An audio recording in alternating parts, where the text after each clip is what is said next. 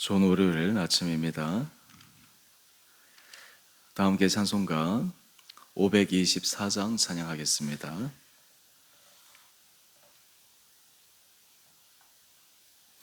갈 길을 밝히 보이시니 주 앞에 빨리 나갑시다.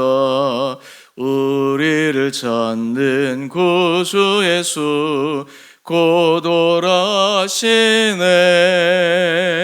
죄악 벗은 우리 영혼을 기뻐 뛰며 주를 보겠네.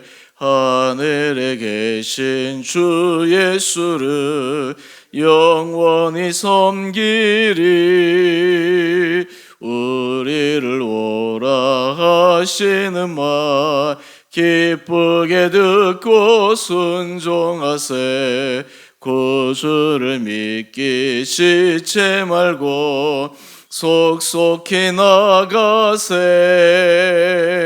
죄악 벗은 우리 영혼을 기뻐 뛰며 주를 보겠네. 하늘에 계신 주 예수를 영원히 섬기리.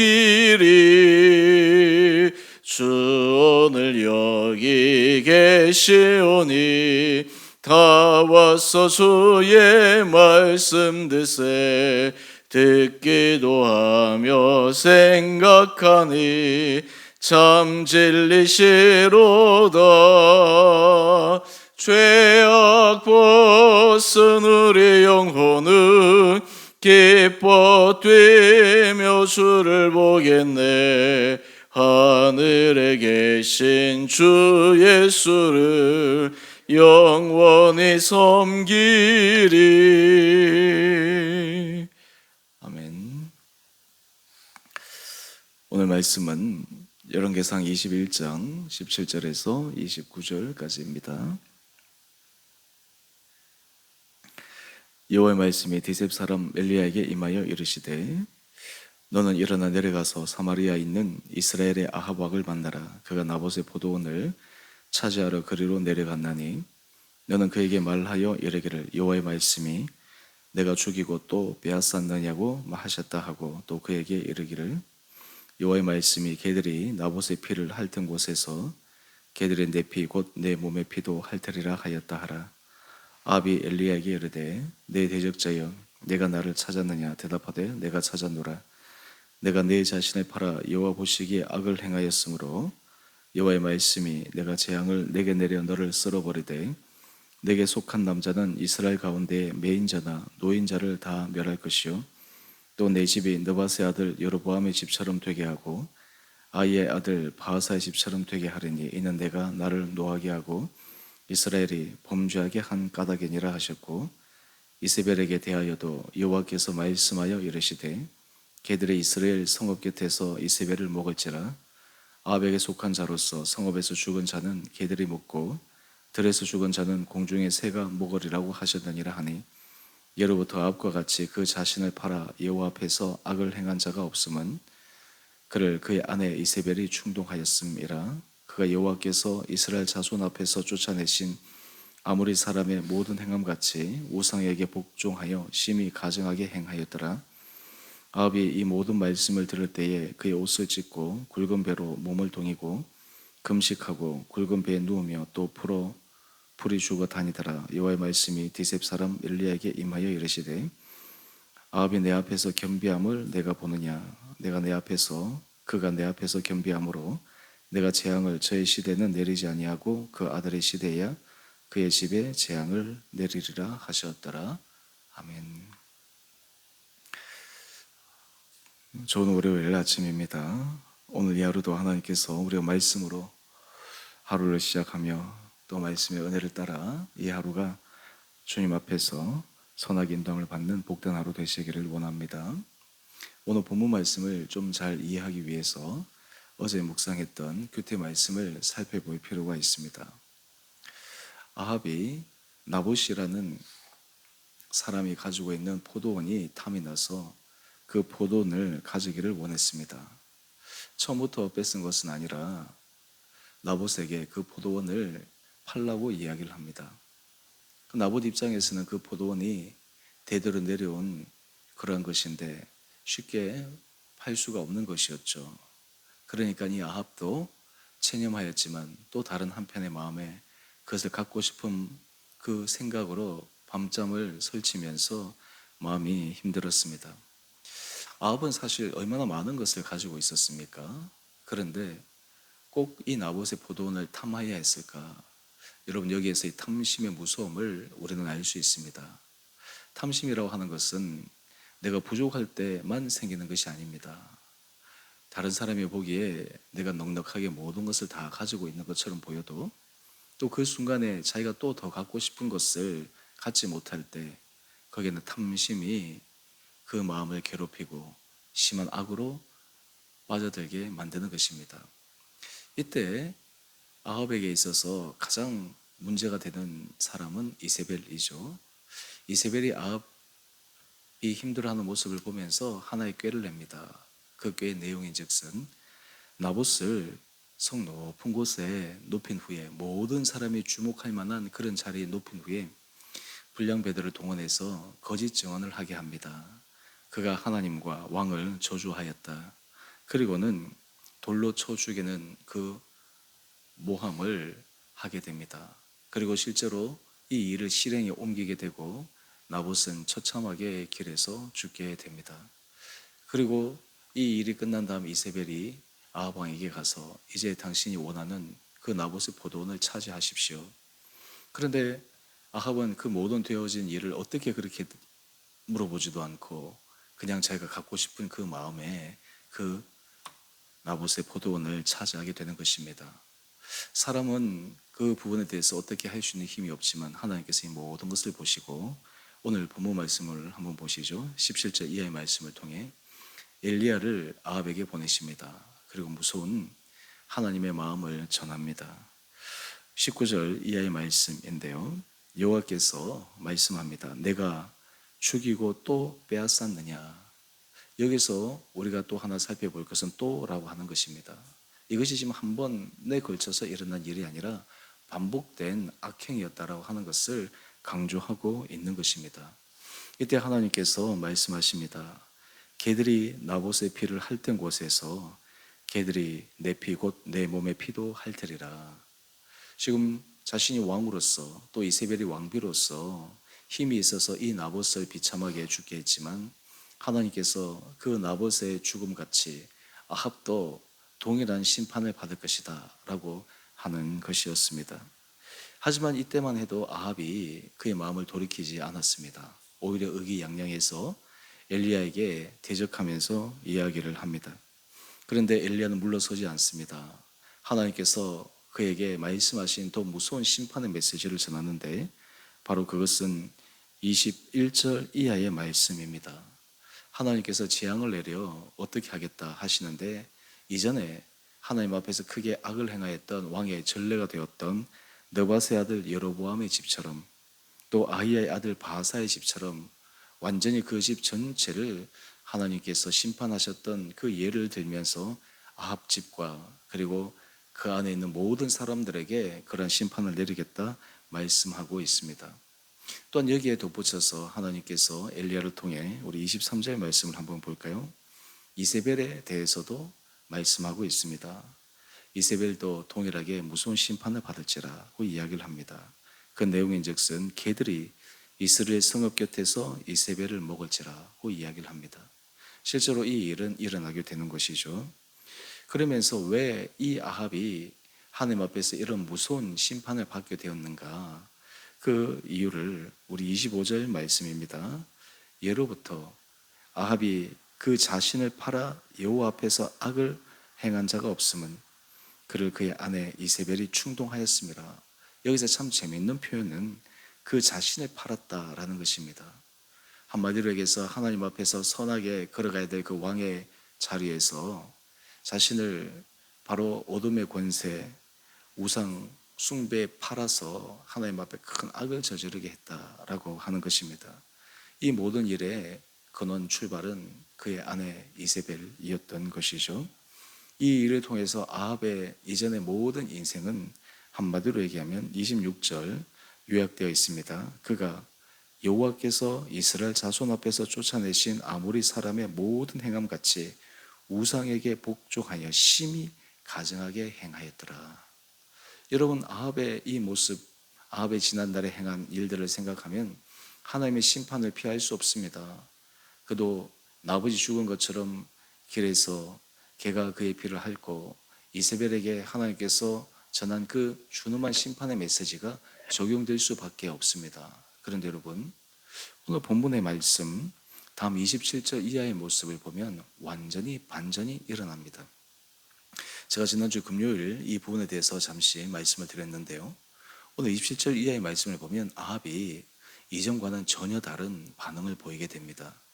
아마 이전에 하나님의 말씀이 그의 가운데 들렸어도 그것이 심각하게 받아들여지지 않았을 터인데 지금은 어떻게 된 연유인지 하나님의 그 준엄한 심판의 메시지가 그의 마음 가운데 깊게 박히게 되었습니다.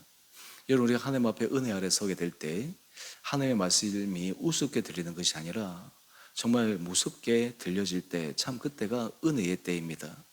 하나님께서 여러분들에게 여러 많은 말씀을 주실 때 그 말씀이 그냥 한 귀로 듣고 한 귀로 흘려버리는 가벼운 말씀으로 받아들여지지 않고 무거운 말씀으로 받아들여지는 것, 때로는 하나님께서 삶의 자리에서 바꾸고 고치고 변화하라라고 하는 그 하나님의 도전의 말씀이 그냥 스쳐 지나가는 말씀이 아니라 무겁게 받아들여지는 그때, 사실 그때가 굉장히 중요한 때이죠. 또한 그때 잘 선택하면 그의 인생이 새롭게 변화될 수 있는 놀라운 시작점이 될 수도 있습니다.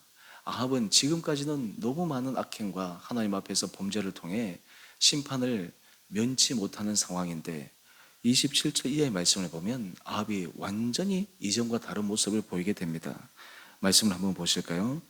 아합이 이 모든 말씀을 들을 때에 그의 옷을 찢고 굵은 배로 몸을 동이고 금식하고 굵은 배에 누우며 또 풀이 죽어 다니더라. 지금 아합이 엘리야의 말씀을 듣고 그의 마음이 떨렸습니다. 두려움이 생겼습니다. 그리고 이 일이 실제 자기와 자기 가족, 자기에게 속한 모든 사람들에게 일어나면 어떻게 될까라고 하는 심한 인간적 근심에 사로잡히게 되었습니다. 하나님 앞에서 하는 근심은, 하나님 앞에서 하는 걱정은 어떤 의미에서 그의 인생을 변화시키는 중요한 계기가 되는 것이죠. 그런데 여러분이 이런 아합의 모습을 보면서 어떻게 생각할 수 있겠습니까? 잠시 잠깐뿐이겠지. 이전에 행한 악행이 얼마나 큰데 순간은 그러겠지만 사람이 바뀌겠나? 우리가 흔히 마음속에 갖고 있는 생각이 있지 않습니까? 사람이 수십 년간 해왔던 그 일이 어떻게 한순간에 바뀔 수 있겠습니까? 자신의 습관과 행태와 태도가 있는데 그 태도가 어떻게 한순간에 바뀔 수 있겠습니까? 물론 바뀔 수 있는 확률은 있지만 그 확률이 지극히 낮기 때문에 일반적으로 사람들이 생각하는 것은 이전에 행한 일들이 있는데 그 사람이 바뀔까? 그리고 기대도 하지 않을 것입니다. 그런데 놀라운 것은 우리가 그 다음 말씀입니다. 우리 28절 말씀인데요. 하나님께서 엘리야에게 말씀하신 그 내용이 참으로 놀랍습니다. 우리 29절 말씀을 볼까요? 아합이 내 앞에서 겸비함을 내가 보느냐. 저는 이 말씀을 묵상할 때마다 하나님이 사람을 대하시는 그 하나님의 마음이 어떠한가라고 하는 것들을 너무나 분명하게 확인할 수 있습니다. 사람이 볼 때는 악행자요, 포악자요, 도저히 변화 가능성이 없는 자라고 포기할 수밖에 없는데 하나님께서 그 사람조차도 회개하면, 하나님 앞에서 겸비하게 겸손하게 나아가면 하나님께서 그를 향한 긍휼의 마음을 거두지 않으신다. 여러분, 참 이것이 놀라운 것이죠. 우리가 회개라고 하는 것에 대해서 생각할 때 흔히 우리가 회개라고 하는 것, 내가 돌이켰기 때문에, 내가 반성했기 때문에 하나님의 은혜 자리에 설 수 있다라고 하는 생각을 갖고 있습니다. 그런데 이것도 한 부분은 맞지만 더 중요한 것이 있습니다. 바로 그것은 사람이 회개한다고 해서 지나간 일이 없어지는 것은 아닙니다. 내가 지나간 과거에 행한 일들이 사라지는 것은 아닙니다. 회개하는 것은 단지 그 시점에 행할 뿐이지 과거를 내가 바꾸거나 수정하거나 변화시킨 것은 아니기 때문입니다. 그렇다면 회개를 통해 하나님께서 우리에게 은혜를 주신 것은 무엇일까요? 그 이전에 했던 그 모든 것들을 하나님께서 용인해 주신 것입니다. 다르게 얘기하면 덮어주신 것입니다. 여러분, 이것이 우리의 삶의 자리에 놀라운 하나님의 은혜로 나갈 수 있는 계기가 됩니다.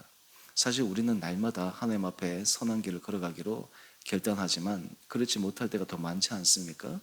아침에 결심한 내용이 실제 하루를 살다 보면 결심대로 살지 못하고 또 우리의 과거의 습관으로 돌아가서 하나님의 마음을 아프게 할 때가 얼마나 많이 있습니까? 우리 기도의 많은 패턴을 보면 하나님 앞에, 하나님 제가 그렇게 하지 말아야 되는데, 하나님 제가 하나님 앞에 결단했는데 또 잘못된 모습을 살아갔습니다 라고 하는 너무나 반복된 그러한 연약한 모습이 많은데, 그럼에도 불구하고 하나님께서 우리를 긍휼히 계시는 이유가 무엇입니까? 바로 오늘 아합을 향한 하나님의 그 마음에서부터 찾을 수 있습니다. 큐티 제목을 한번 보실까요? 겸비한 자에게 베푸시는 긍휼과 은혜. 사람은 포기할 수 있는 그러한 상황이지만 하나님은 포기하지 않으십니다. 뿐만 아니라 하나님은 긍휼을 베푸시는 분이십니다. 하나님께서 이 아합에게 베푸신 긍휼을 한번 보실까요? 29절 말씀이 있는데요. 그가 내 앞에서 겸비함으로 내가 재앙을 저의 시대에는 내리지 아니하고 그 아들의 시대에야 그의 집에 재앙을 내리리라. 재앙이 완전히 면해지는 것은 아닙니다. 아합이 저지른 악행이 있기 때문에 단지 그 시기를 좀 늦춰줄 뿐입니다. 아합이 자신이 살아있는 당대에 당해야 될 그 일이 하나님 앞에 겸비함으로 그 아들의 시대에 그 심판의 재앙이 넘어가게 되는 것입니다. 여러분, 오늘 이 말씀을 통해 우리는 하나님 앞에 우리 자신의 모습과 하나님의 은혜를 새롭게 구해야 되는 그러한 시간들을 가지면 참 좋을 것 같습니다.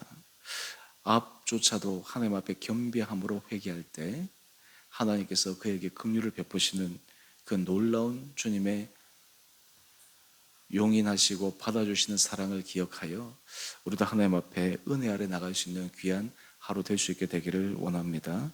특별히 우리 본문 해설에 보면 질문들이 나오는데요.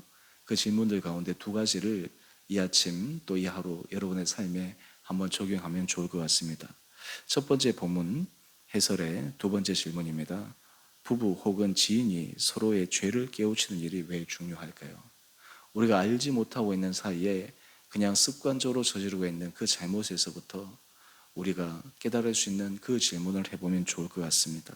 그 다음 두 번째, 우리 본문 해설 두 번째 단락 두 번째 질문을 보시면 하나님의 긍휼을 구하며 지금 내가 회개할 것은 무엇인가요? 오늘 하나님 앞에서 우리가 이 하루를 살아갈 때 이 아합의 모습을 기억하며 하나님 앞에서 다시 한번 믿음의 결단을 하는 은혜의 하루, 복된 하루 될 수 있게 되기를 주님 이름으로 축원드립니다. 함께 기도하겠습니다. 사랑해 주님, 참으로 감사합니다. 아합이 저지른 악행은 도저히 하나님 앞에 용서받을 수 없는 너무나 심각한 범죄임에도 불구하고 하나님 앞에 겸비하여 회개할 때 하나님의 그를 긍휼히 계시는 참으로 우리의 머리로 이해할 수 없는 하나님의 놀라운 사랑을 묵상합니다. 바로 이러한 하나님의 사랑이 우리에게도 다가와서 우리의 삶에 때리는 변화와 결단을 촉구하시는 그 하나님의 음성에 귀를 기울이기를 원합니다. 우리 사랑하는 성도들에게 은혜를 도하여 주셔서 우리의 습관을 따라 그저 우리의 생각을 따라 살아가지 않게 하여 주시고 날마다 하나님의 말씀 앞에서 하나님께서 주시는 깨달음으로 날마다 진리의 길을 걸어가는 결단 있는 복된 삶 되게 하여 주옵소서. 주님, 특별히 이 나라와 이 민족을 긍휼히 해주시되 특별히 나라의 지도자들에게 정말 그들이 하나님 앞에 받은 시대적 소명과 사명, 역사적 책임감을 느끼게 하여 주시고 그들이 정말 그 자리에서 무엇을 해야 하는지, 무엇을 결단해야 하는지, 우리나라가 너무나 중요한 갈림길에 서 있는 이때 그 지도자의 선택과 결단이 하나님 앞에서 새로운 은혜를 받는 거룩한 나라로 갈 수 있도록 그들의 마음을 붙들어 주시옵소서. 이를 위하여 정말 주의 백성들을 깨어 나라와 민족을 위해서 기도하며 하나님의 선하심을 날마다 쫓으며 그를 통해 이 나라가 하나님 앞에서 계속해서 복을 받아 이 나라를 통해 이 민족을 통해 많은 세계 일방 민족 가운데 주의 복음을 전하는 선교 국가로 사용하여 주옵소서. 오늘 하늘 하루 삶 우리 온 성도들의 삶을 눈동자처럼 지켜주시기를 우리의 사랑하신 예수님 이름으로 감사 기도 드리옵나이다. 아멘. 하늘에 계신 우리 아버지, 아버지의 이름을 거룩하게 하시며 아버지 나라가 오게 하시며 아버지의 뜻이 하늘에서와 같이 땅에서도 이루어지게 하소서. 오늘 우리에게 일용할 양식을 주시고 우리가 우리에게 잘못한 사람을 용서하여 준 것 같이 우리의 죄를 용서하여 주시고 우리를 시험에 빠지지 않게 하시고 악에서 구하소서. 나라와 권능과 영광이 영원히 아버지의 것입니다. 아멘. 오늘도 믿음으로 승리하시는 복된 하루 되시기를 바랍니다.